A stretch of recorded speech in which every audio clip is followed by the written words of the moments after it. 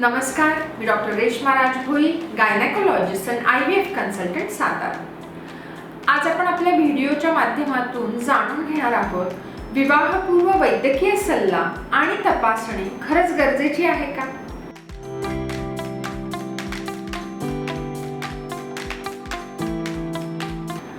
असं का आपण याच्यावरती बोलतोय तर बऱ्याचदा असं होतं की काही गोष्टी आपण टाळू शकतो आणि म्हणून त्याच्याविषयी जागरूकता असणं खूप गरजेचं आहे। तर विवाहपूर्व वैद्यकीय सल्ला का गरजेचा आहे?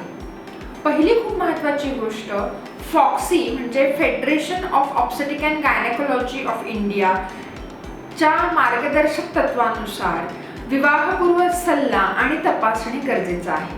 त्याचं कारण असं आहे की आपण अनुवांशिक जे दोष आहेत ते आपण टाळू शकतो। कारण आपल्याला जर आधीच आपल्याला काही जर टेस्टिंग केलंय की जसं थॅलेसेमिया, सिकल सेल डिसीज जर आधीच आहे असं जर आपल्याला लक्षात आलं तर आपण हे पूर्णपणे टाळू शकतो। कारण आपल्याला पुढची प्रोजिनी, आपलं फ्युचर हे सुदृढ हेल्दी असणं गरजेचं आहे। दुसरा महत्त्वाचा मुद्दा आहे तो रक्तगट आणि RH इनकॉम्पॅटिबिलिटी। याच्याविषयी आपला डिटेल व्हिडिओ मागच्याच आपण सेशनमध्ये बोललेलो आहोत। याच्यामध्ये असं आहे की जर आईचा ब्लड ग्रुप जर RH निगेटिव्ह असेल आणि वडिलांचा ब्लड ग्रुप जर RH पॉझिटिव्ह असेल तर एक छोटंसं इंजेक्शन की जे 7 महिने पूर्ण झाल्यानंतर म्हणजे 28 आठवडे झाल्यानंतर NTDचे इंजेक्शन जर आईला दिलं तर बाळामध्ये होणारे जे इश्यूज आहेत RH इनकॉम्पॅटिबिलिटीशी रिलेटेड, जसं की जन्मानंतरची होणारी कावीळ, ॲनिमिया, हे इश्यूज आपण पूर्णपणे टाळू शकतो। तिसरा मुद्दा आहे तो सेक्शुअल ट्रान्समिटेड डिसीज, लैंगिक आजार।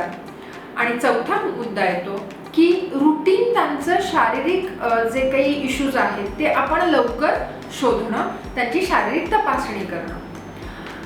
खूप महत्त्वाचं आहे हे की रुटीन चेकअप म्हणजे आपण का करायचं याच्याविषयी बोललो।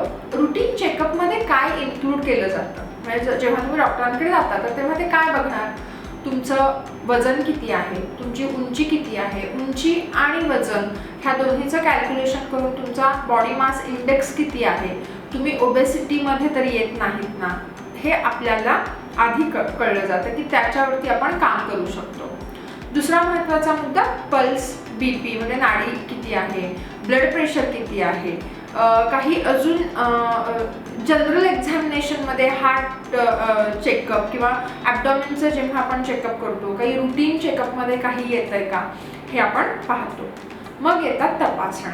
कोणत्या तपासण्या करणं गरजेचं ठरतं वैद्यकीय आपण जेव्हा सल्ला घेतोय विवाहपूर्व त्यामध्ये?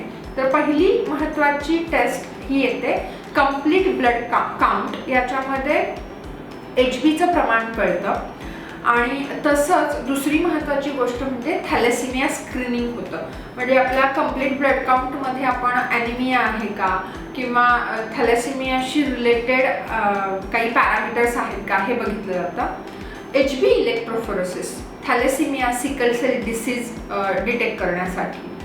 ब्लड ग्रुप खूप महत्त्वाचा फॅक्टर आहे हा। ब्लड ग्रुप आपल्याला जर आधी माहीत असेल तर आपण खूप चांगल्या पद्धतीने RH इनकॉम्पॅटिबिलिटी आपण रोखू शकतो।